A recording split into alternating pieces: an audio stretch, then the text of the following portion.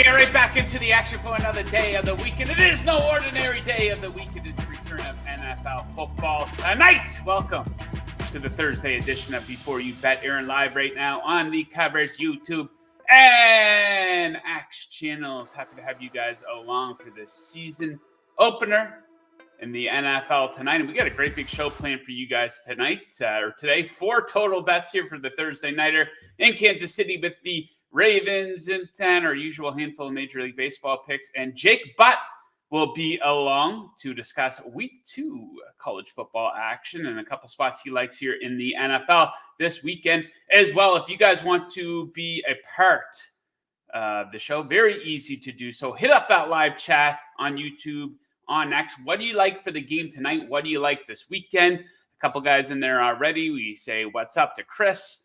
NASCAR expert, bold one here. Ravens alt spread -6.5 plus 305. Getting inside that key number of 7. Love to see that. Okay, let's get right into it here, guys. Actually, before we do that, I'm going to tell you, producer Mick told me to tell you guys, we're very close to 20,000 subscribers here on the Coverage YouTube channel. So make sure you hit that subscribe button right down there. A lot of new viewers tuning in here since the start of football season. So you're not going to want to miss any of the action here on the Coverage YouTube channel. Make sure you are subscribed. Okay. It is now time to bring in the man with the sexiest smile in all of sports betting. There he is, smiling, laughing for us. Giddy, how you doing, buddy? It's Thursday. We got football. It's been a long road. It's been a long summer of baseball where you're just grinding out plays, and finally you got a little to look forward to. So a few things to get accomplished today, but I got the night to myself and looking forward to it, pal. I have a new TV to set up and a new TV stand to set up. The TV, not so much of a problem. The TV stand, it comes in a box and you got to build it. Better late than never. My wife sent me a picture. It arrived on my doorstep here this morning. I don't know if I'm going to have it built in time for the game, but I will try. Okay, let's get right into it here. We have 2 picks each for the game tonight. I'm going to get us started. The first pick of the 2024 NFL season. No messing around. No need to get fancy. I'm just going to go with the Kansas City Chiefs to cover the spread here. I'm going to take them -3. So Kansas City's offense, I absolutely think they're poised for a rebound here in 2024. Last year's 22.2 points per game, I think that's going to go down as an outlier in the Mahomes, Andy Reid era. This is a team that usually hovers around the 30-point per game mark, and I think a return to form is in order for them. So their offense, I think, is going to go in the right direction. I think Baltimore's defense might take a little bit of a step back here. Of course, Mike McDonald, defensive coordinator, whiz kid, off to be the head coach of the Seattle Seahawks. So I think their D could be taking a step back. They did allow the fewest points per game in the NFL last season. I don't think that's going to be in store this season. And here's a bit of a theme. I've talked about this a little bit this week. Kansas City came out very flat for the season opener last year. Of course, they lost at home to the Lions. So I don't think history is going to repeat itself. I think that performance is going to be top of mind for them. I think maybe it's something they've been reminded of leading up to this game. So I do think that they will come out with a little bit more urgency tonight against the Ravens. Okay, Jingles, he loves his props. He's got 2. Get us started with one of the newest Ravens here, Derrick Henry. All right, Derrick Henry over 6.5 receiving yards, -110. This is kind of one and done territory at this number. Kind of expecting a big workload just in snap share, with Todd Monken obviously saying that they want to get him a lot on the field. There's really not a lot in terms of split share that's going to be happening with Rasheen Ali doubtful. I mean, Justin's going to get his go, probably be the third down back, but Henry could get some looks in the passing game. If he can get 2 targets, I'd consider this a good bet in that spot. New toy. Let's see what he has. Let's see what we can get out of him. And there's some serious issues digging in to this Baltimore offensive line. I put out a tweet earlier today. We got Andrew Voorhees, starting left guard, 0 starts in the NFL. Daniel Falale, right guard, 1 start. And Patrick McCarry, he's only started about 53% of his games over 5 seasons. So there is some worry within that Baltimore line. So we could be playing behind the sticks. There could be an issue where Lamar can't make those 5-step drops, find the deep thing. So we'll have to go underneath. There's a lot to like, and I really think this Kansas City defense and Spags could get a go on a team that I'm seeing regress hopefully this year. Okay, guys, we have a poll up in the live chat over on YouTube right now. Who do you like to cover the spread tonight, the Chiefs or the Ravens? Hopefully you're on my side. Hopefully you like Kansas City and they do take care of business. Okay, let's keep rolling with our picks for this game. So if you watched this show last year, I think I made this bet pretty much every game in the second half of the season and the playoffs. An absolute wagon. I think it's going to even out a little bit here throughout the course of this season. But first game of the year, I got to go back to the well on these Chiefs second half under. So I'm going to take the second half under in this game.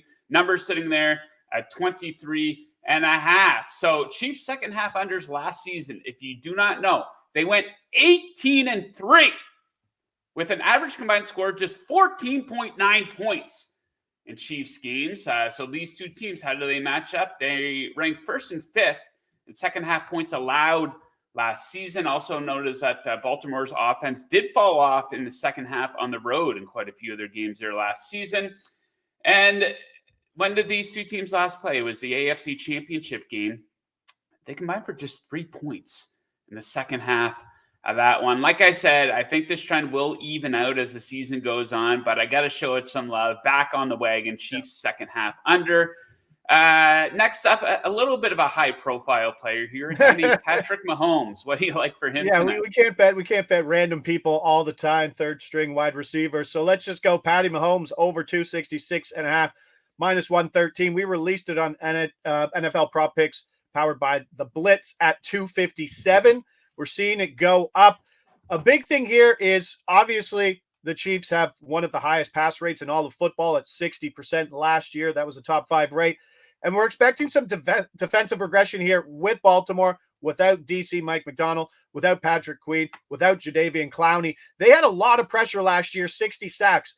They're not going to get that this year. We're actually going to see what this secondary, more or less, actually what the corners are on this team, because I think they're more than average. PFF grades both these corners, starting corners, around 55 per position. So if that pressure doesn't get up, if this Kansas City O-line can hold on to that pressure, we could see old Patty Mahomes going deep, and he has more weapons than he's ever had right now. I mean, Xavier Worthy, I think he's 165 pounds. He could be used in a pretty gimmicky role, but expect a big game from Rashee Rice. I mean, Pacheco's in his third year. Kind of a sneaky play with Samaje Perine in the passing game. We could see him as a better Jerick McKinnon role. There's a lot to like, and there's a lot of weapons. And like you said, coming after what happened last year in the opener, wouldn't be surprised if they put something big together in that early game script. Yeah, I do not expect a Super Bowl hangover for Kansas City here in this game. Okay, let's kick around a couple picks here for Major League Baseball. Then we're going to throw to Jake Butt. He has some thoughts on this game tonight, and also a lot of thoughts on the week coming up here in college football. But I have one, just a light night here in Major League Baseball. Light day, a couple picks for the afternoon games, and then I think one of your games is later tonight. But let's start in the afternoon at that dump Tropicana Field there in Tampa Bay. Going to go with another first 5 run line. Hit on one of these last night. Hopefully do so again here this afternoon. Going to go with the Twins' first 5 run line. So they need to be leading at the end of the 5th inning. Even money on this one. So Taj Bradley on the bump here for the Rays. It's gotten extremely ugly for this guy. He was on a nice roll there. I think June into July. But in August, a 10.41 ERA. In 5 starts, might be time to sit this guy down for the rest of the season. Pablo Lopez going in a completely different direction. He's getting stronger as the season's going on here. He posted a 1.71 ERA in August. And Twins not red hot offensively, but still better than Tampa Bay. Tampa Bay dead last in OPS versus right-handed pitching over the last month of the season. So that will be my solo play here on the diamond today. Late afternoon action, depending on what time zone you're in. Arizona D-backs playing host to Blake Snell and the San Francisco Giants. What do you like for this one? I know everybody wants football stuff right now, but with all eyes on football, these markets are a little softer in baseball. So let's take a look at Blake Snell, under 7.5 strikeouts, Minus 145. Got it at minus 135. It's still within a buy point here. Pinnacle minus 189. We can tell which way the market's moving. 68 strikeouts over his last 48 pitches. That's great. He's been dominant over that stretch. I think like a 1.25 ERA. Well, guess what? He's faced Miami, Seattle, Oakland, Atlanta, Washington, Cincinnati, and Colorado. Some of the worst offenses in all of baseball. He's going to have to, he's got to face Arizona today. 27th in K percentage, number 1 and weighted on base. Let's go. Blake Snell, 7.5 is a big number. There's lots of paths to this out.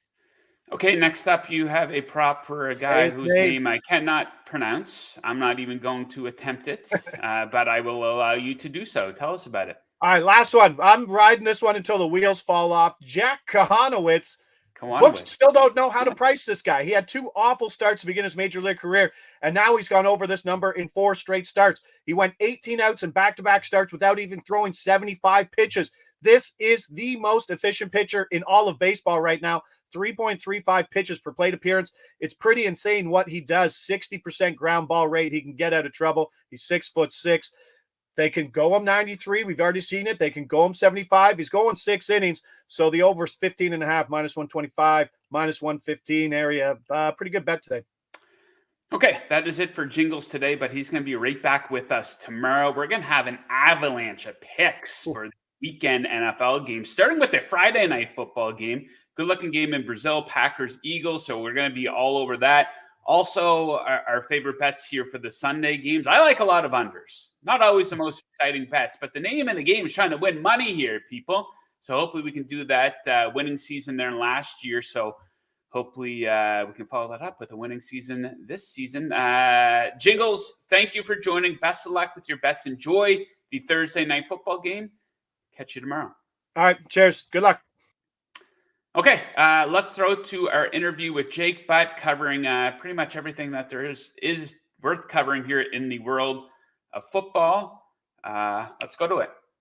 All right, it is now time for a weekly conversation with former Michigan tight end, former draft pick of the Denver Broncos, currently doing great work for the Big Ten Network, and fresh off a 3-0 debut with his pick suggestions here last week. Jake, what's up? I'm riding high right now, Joe.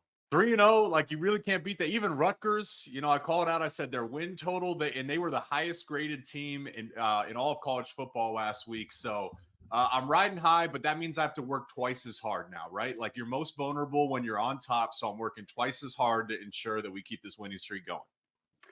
Okay, Jake, a bunch of different topics to get into here today. Mainly college. We're going to trickle in a little bit of NFL, though. So let's start with the Big Ten.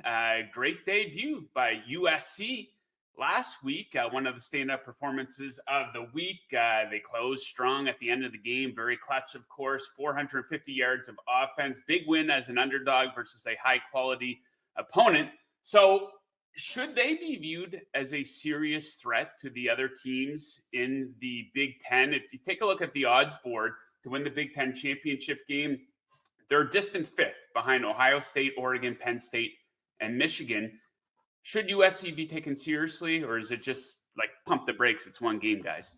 Oh, yeah. Take them seriously. And you can get great value at this point. Like they got a stretch here. And it was the thing about this is Lincoln Riley caught a ton of flack this offseason, and people were calling for his head and speculating what happens if he doesn't get it done this year. Well, thankfully, we don't have to ask that, continue to ask that question. Never doubt Lincoln Riley's offense, okay? Like, yes, you're replacing a Heisman quarterback, number 1 overall pick in Caleb Williams. But as far back as he's coached, whoever's been the quarterback has been in the Heisman conversation. Miller Moss made some big-time throws in this game. But the issue was defense. And I'm telling you, last year on film, I think my high school played more discipline and more fundamental defense than the USC Trojans did. Well, they went across town and got Danton Lynn from UCLA, and they are night and day. Look, they're playing an SEC team in LSU, physical SEC team. Multiple times, for the first time in Lincoln Riley's career, was the USC defense putting the Tigers on their back. They won in the trenches, and I think that's an encouraging sign when you talk about winning the Big Ten. You have to be able to win from the inside out, and they proved that last weekend. Okay, so another standout performance from week one. The Miami Hurricanes absolutely annihilated Florida, 41-17, 529 yards of offense. So, how fired up should Hurricanes fans be? Or is it another situation like it's one game? Pump the brakes here, guys. So, what do you think of Florida here going forward? Or Miami, excuse me. Yeah, well, the context matters because you look at the preseason odds of teams to win the ACC, and Miami, I think, was behind Florida State and Clemson. Both those teams have gotten boat raced. I mean, Florida State it's a broken team at this point. I don't know how you overcome it. That's where the expectations can work against you. You know, they still look like they're upset about being left out of the playoffs last year, that they forgot to take the field this year. Clemson boat raced by Georgia and just don't look like a championship level team. And of all those teams, you know who has the best quarterback? Cam Ward at Miami, noticeably the best quarterback in that conference. So those are the key pieces for a team to win. Cristobal, that it's burned in my head when he decided not to kneel last year and caught, like, as long as he doesn't beat this team can go very far. Okay, so those were two of the standout performances. Is there a standout performance that you think people shouldn't overreact to, something that we might look back on and say, hey, that was a big outlier that took place in week one? So I'm calling the Ohio State game this weekend, and I get it, they're playing Akron week one, but we had heard this entire offseason that this is the best talent, the most talented roster in college football. Urban Meyer, Jim Tressel go on record and they say this is the most talented Buckeye team that they've ever seen. So they're setting the expectations high. And we had to go turn on the tape. And I've watched that game now 3 times. And I look at that roster and they have thoroughbred horses across the board. They got this freshman wide receiver named Jeremiah Smith. He was the only non-quarterback rated number 1 overall at any position since Dorian Green-Beckham. You have to go back over a decade. This guy looks like Marvin Harrison Jr. He would be a first-round pick next year if he was eligible to be drafted. Their defense is the best they've had in years. Like, this roster effectively has no holes. And I know they're one of the favorites to win the conference, but they have some big games. You know, of course, they got Oregon later in the year and Michigan. But, man, it's going to be very tough to beat the Buckeyes in any situation this season. Okay, speaking of Michigan, they play in probably the biggest game of the weekend. I think that's fair to say. They are hosting Texas. The Wolverines, a 7-point underdog, despite being on their home field. This is the first time that they've been an underdog at home since November 27th, 2021 versus Ohio State. So a 7-point spread total on the lowish end, I guess, 42.5. How do you think this one goes down? Look, I mean, just again, we cannot deny the film. We cannot deny the film. And the Wolverines looked like a team offensively versus Fresno State that lost their quarterback as a top 10 pick. That's replacing their top 6 O-linemen, their top running back, their top 2 wide receivers. Their O-line, they are dependent on their offensive line to succeed. And I don't think I saw enough last week on tape for me to be confident in that group. On the flip side, Texas, they got Quinn Ewers. He's potentially a first-round pick. They're loaded at wide receiver with talented freshmen and transfers. To me, this game is decided. I look at this as it's a race, okay? We talked about the speed outside. Those receivers are racing down the field. But can Michigan's D-line race to Quinn Ewers before he can get the ball out? Michigan has to win behind a stout defense. They got to keep this in a low-scoring game. But at some point, you got to say your offense is going to have to put up points, and they look shaky there week one against Fresno State. Indeed, they did. Okay, so 2 more games of note here. Let's talk Iowa versus Iowa State. The Hawkeyes favored by 2.5 or 3. Total 35 points. This is the lowest total of the week on the board here for college football. So these teams, week one, they combined to allow a grand total of 3 points, and they have gone under in 8 straight games against each other when the Hawkeyes are the host. What do you think of this matchup? Let me ask you this. I just want to ask your opinion. When you hear Iowa Hawkeye football, what are those things that come to mind? Defense, and pretty poor offense, right? Like, it's been extreme, and that's the general consensus. But they made some big moves this offseason. So they hired a new offensive coordinator, Tim Lester. And then remember last year, their offense, it didn't look great, but it looked much better than the lasting image down the stretch of the year when Cade McNamara, their transfer quarterback, was healthy, when Luke Lachey, their day 2 tight end, was healthy. Like, they dealt with injuries as much as anything. Well, all those guys are back healthy, and they have a stud freshman. Believe this or not, Iowa has a freshman wide receiver. I think he was outside the top 1,000 players in the country. So this is nuts to say. Reese Vanderzee, he's 6'4", 207 pounds, had one of the best freshman games by a Hawkeye receiver in the history of their program. So all of a sudden, like, I really think we're going to have to change our expectations. The Iowa offense will be improved this year. Their defense, as good as they were last year, will be improved. I just don't see how Iowa State wins this game. Okay, so Jake high on Iowa. I'm a Canadian. Ottawa, the capital of Canada, by the way. There Jake. you go. Okay, ranked matchup here going down Saturday evening. Tennessee, NC State. Volunteers favored by 8.5 on the road. Total on the high end of 61.5.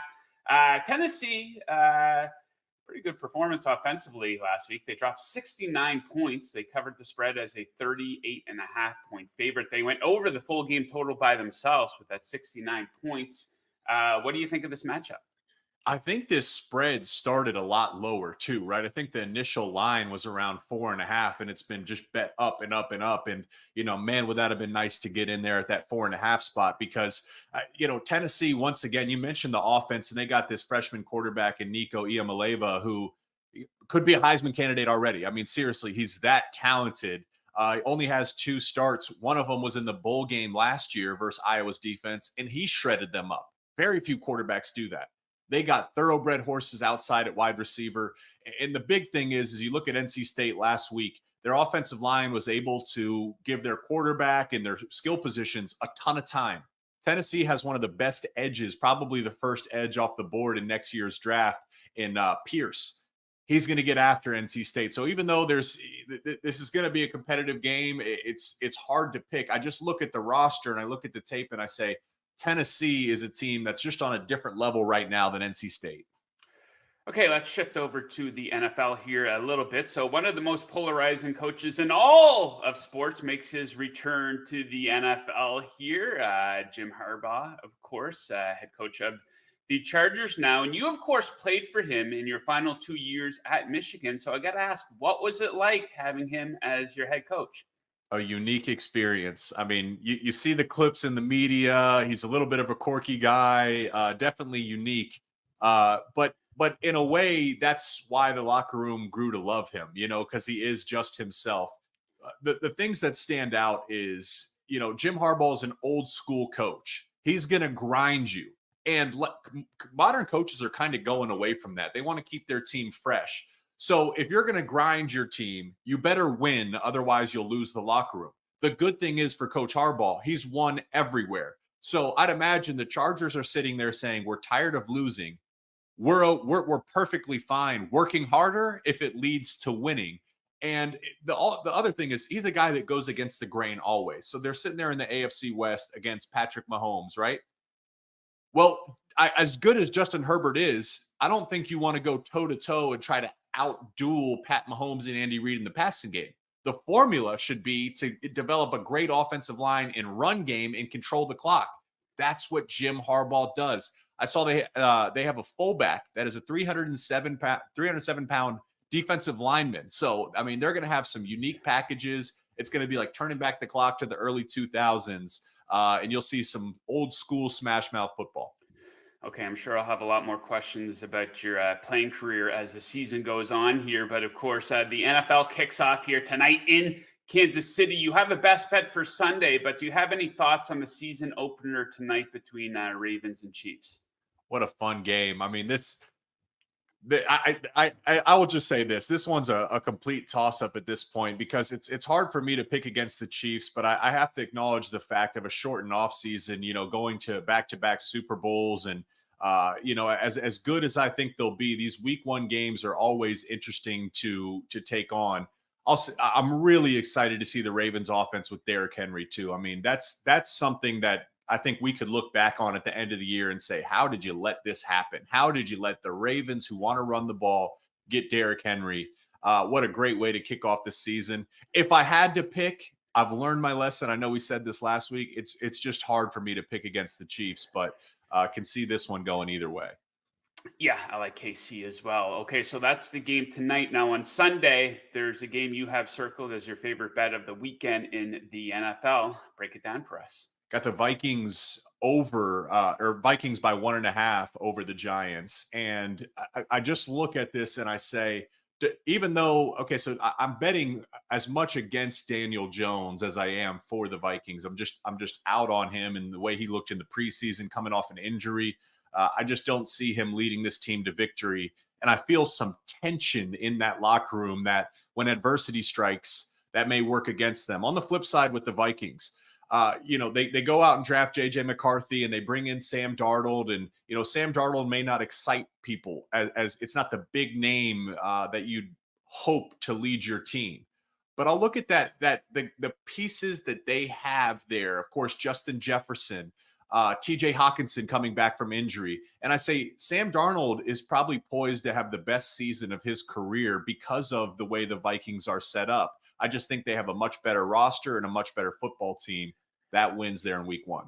Yeah, Darnold is set up to succeed. No excuses. Like a lot of these guys, they come into the NFL and they are set up to fail right off the bat. I think that's the case in New England this season. But if you look at Darnold, at those Jets teams he was on, he didn't have a whole lot of help. No one's winning with those rosters, right? Like they didn't give him a chance. Absolutely. Okay, so just to be clear, Iowa would be your favorite bet of the weekend here in college football? That seems like a lopsided line. Iowa State, under their current head coach, I think they're 1-7 versus Iowa. This is a home game for the Hawkeyes. And I think this line, I'd be shocked if Iowa State can even score 3 points versus this Iowa defense. I mean, that's how talented they are. This is going to be a top 5 defense at the end of the year. And again, I said it, I think Iowa's offense is significantly improved. There's also been some injuries for Iowa State's defense at critical positions. So again, it starts to lean towards saying, I really think Iowa's going to roll to victory here. Okay, Jake, let's end with this. A tweet of yours over the past couple of days got the attention of donut lovers everywhere, of which I am one. Now, if you, producer Mick, will bring this up and show it here, but I fall into the category of a donut lover. I bring my sons out for donuts probably every other weekend. It's a fun little thing that we like to do. Now, I got to ask, I'm not one to criticize the food taste of others. I do not believe in doing so. Some people like pineapple on pizza, cool. Some people like their steak well done. Steak well done for me, that's not for me, but to each their own. It doesn't affect me in any way. So your donuts rank apple fritter, strawberry sprinkled, and blueberry. All good donuts. It's hard to find a good donut, but I got to ask, have you only had exposure to fruit flavored donuts in your life? No, I mean, Boston cream, they just missed the cut. All right. I like the double chocolate glaze, just missed the cut. But here, I like to put down donuts. If I'm getting donuts, I'm getting a half dozen and it's going to be a whole deal. I'm going to put down 6 of them. So the issue I ran into is that the chocolate and cream, they're just heavy donuts and it's hard to just roll them off. But the fruit flavored, even though they're still donuts, they're light. And I can put down 3 blueberries in one sitting. Apple fritter, best bang for your buck donut. To me, that is just a standout donut that's good at every occasion. So I figured that might get some controversy, but I didn't know people were as passionate about donuts as they were. So it's good to always get into some conversation with the Twitter folks. Yeah, I don't think a bad donut truly exists unless it's, been sitting out for a week or something like that. But even a plain donut, if it's done right, it's absolutely fantastic. A little heavy, but big donut guy what here. Do you think about like the maple bacon ones? I mean, that's always a bit unique. I'm kind of out on those. I think you can overdo a donut. Like it's trying too hard. Yeah. Like an artisan donut. Who is that made for? I like a good blue collar donut, right? Exactly. So, and you know what? I was at the store and there was policemen coming in to get donuts and a coffee. And that's usually an indicator that you're at a good donut spot. Like that's the stereotype, right? The cops love donuts and a coffee and the place delivered. There we go. Okay, football and donuts with our guy, Jake Butt. So he got off to a fantastic start with us here last week, 3-0. Gave us some pretty good selections here for the upcoming weekend. We think and we hope. So fingers crossed for that. Jake, best of luck with those bets this weekend, and have a great weekend on the call for the games here. Football and Donuts with Jake Butt. So let me just say a little tip for the people out there, how you can, if you're looking to win over a group for whatever reason, it's a nice gesture to do little things like this once in a while. If you're invited to somebody's home for something, maybe it's a barbecue, maybe it's a Super Bowl party, everyone's getting together to watch a game, whatever it might be, a game night, show up with a box of donuts. They will absolutely love you. A nice little treat. A dozen donuts isn't too expensive. It's a nice little surprise, a variety of donuts. I highly recommend it. So Jake, a big apple fritter guy, our guy P. Bostana chiming in. Boston cream. I think Boston cream might be the GOAT donut. A nice double glazed.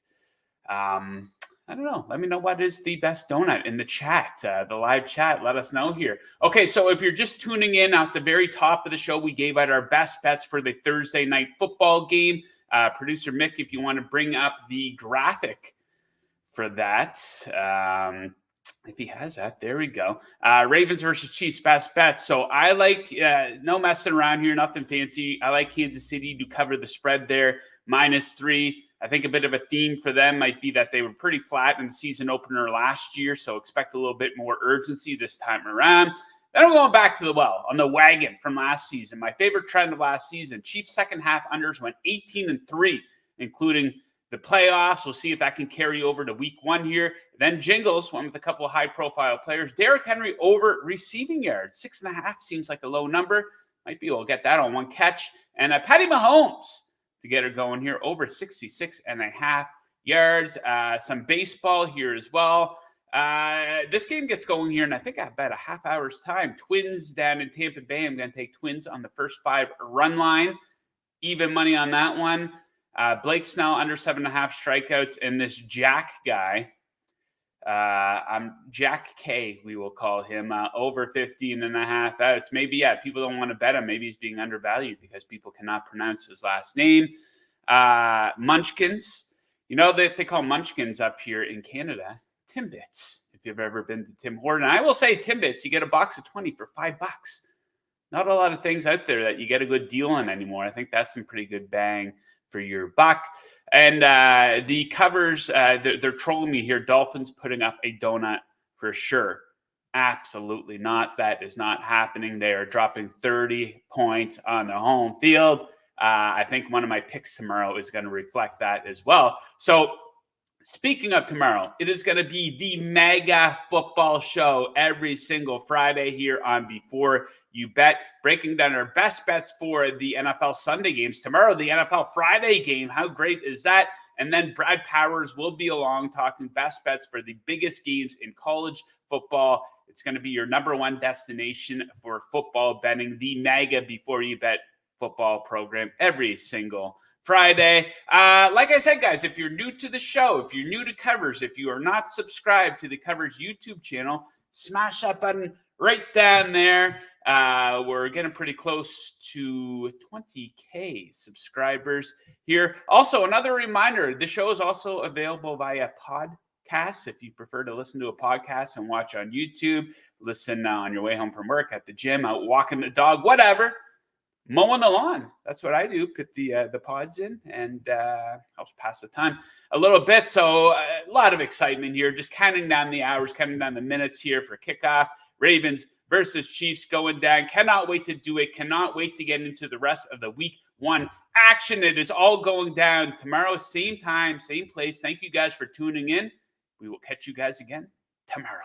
Woo!